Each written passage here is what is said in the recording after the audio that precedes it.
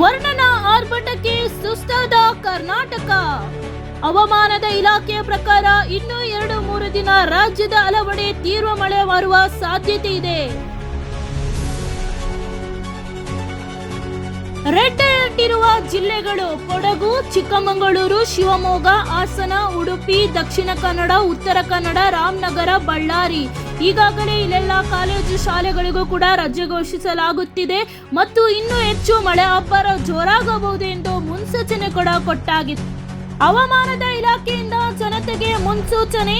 ಮಳೆ ಜಾಸ್ತಿ ಇರುವ ಪ್ರದೇಶಗಳಲ್ಲಿ ಹೊರಗೆ ಹೋಗುವುದನ್ನು ತಪ್ಪಿಸಿ, ನೀರಿನಲ್ಲಿ ಸಾಗುವುದು ಹಾಗೂ ಮರಗಳ ಬಳಿ ನಿಲ್ಲುವುದು ತುಂಬಾ ಡೇಂಜರಸ್. ನಿಮ್ಮ ಮಕ್ಕಳ ಬಗ್ಗೆ ದಯವಿಟ್ಟು ನೀವೇ ಜಾಗರೂಕರಾಗಿರಬೇಕು. ಇದೇ ತರ ಅಪ್ಡೇಟ್ ನ್ಯೂಸ್ಗಳಿಗಾಗಿ ನಮ್ಮ ಚಾನೆಲ್ನ ಫಾಲೋ ಮಾಡಿ, ಸಬ್ಸ್ಕ್ರೈಬ್ ಮಾಡಿ, ಲೈಕ್ ಮಾಡಿ, ಶೇರ್ ಮಾಡಿ.